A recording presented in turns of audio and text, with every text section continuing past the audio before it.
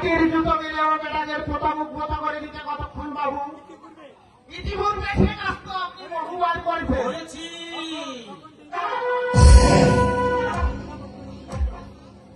কিন্তু তখন তো দিনকাল অন্যরকম ছিল। লরি দাঁড় করিয়ে মাল তুলেছি, রেল পুলিশ নিজেরাই আশা করেছে মাল তুলতে। কিন্তু আজকাল আগের মতো তো নেই।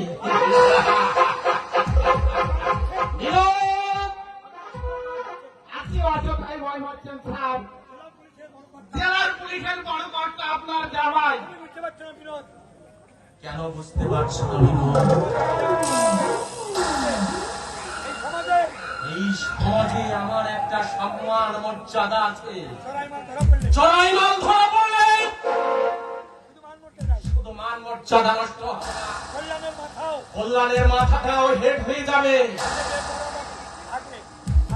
আগে যে আমি বেপরোয়া ভাবে কাজ করতে সাহস পেতাম, এটা কি সম্ভব?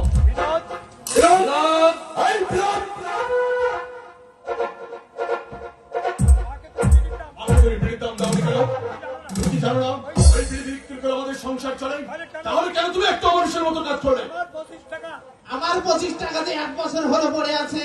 পড়ে আছে বলে একটা অভাবী সংসারকে তুমি উপোস করে রাখতে 1 টাকা 2 টাকা করে কেটে দিতে পারতে। এতটুকু মনুষ্যত্ব নেই তোমার ভিতর, ওষুধে তো আমার কাজ করবে না। এখন যদি 2-4টা লাগিয়ে দেয়, চর মারা এত সস্তা নয়। 25 টাকা আমার 1 বছর হলো পড়ে আছে। তুমি কেন কথা বলাচ্ছ না? আজ না হয় কাল, কাল না হয় পরশু, পরশু বলে তরশু, এবার নামতি নাই। আমি হাতে মেয়ে কেটে নিয়েছি, বেশ করেছি। আপনার যা খুশি করতে ইচ্ছা হয় আপনি করুন। কথা বলাচ্ছ না? আরে জান মরবে, জান। তাকে ভাষণ করার নাম নেই, তার আবার বড় বড় কথা। দাড়ি বোনটা রাত 10টার সময় এসে বিনতা বিনতা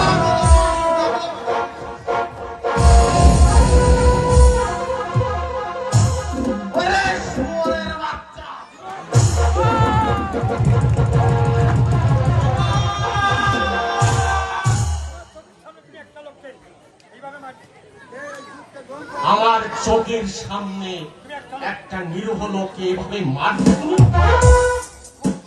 তোমার স্পর্ধা রকম নয়, তুমি জানো আমি তোমাকে কি করতে পারি?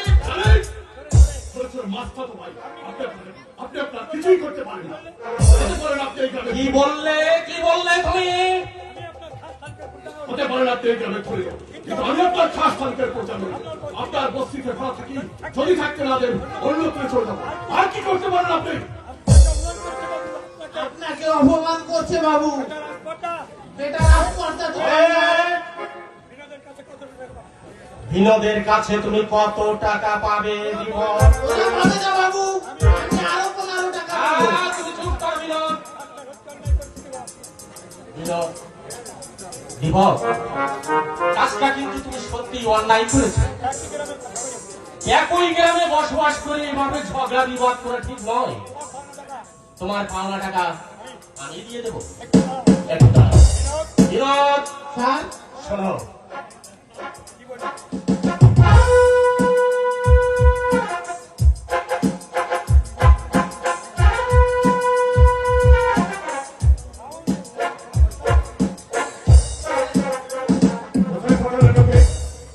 একটা কাজে পাঠিয়েছি, আসছে। আচ্ছা আচ্ছা দীপক, তুমি শিক্ষিত বুদ্ধিমান যুবক, এভাবে বেকার ঘুরে ঘুরে এনার্জিটা নষ্ট করছো কেন? একটা ব্যবসা করলে তো কিছু টাকা পয়সা রোজগার হয়। ইংরেজিতে জানো দীপক, ইংরেজিতে একটা প্রবাদ আছে, আই ভল ব্রেন ডেভিল। অর্থাৎ দেশের যুব শক্তি যদি এভাবে নষ্ট হয়, সে জাতির ভবিষ্যৎ একেবারে চিরতর অন্ধকার হয়ে যায়। ব্যবসা করতে তো মূলধন চাই। মূলধন আই মিন টাকা। আমি যদি তোমাকে টাকা দেই, ব্যবসা করবে তুমি? আপনি দেবেন? হ্যাঁ। কিন্তু কোন স্বার্থে আপনি আমাকে টাকা দেবেন? স্বার্থ? Young man, পৃথিবীতে সবাই কিন্তু স্বার্থের দাস।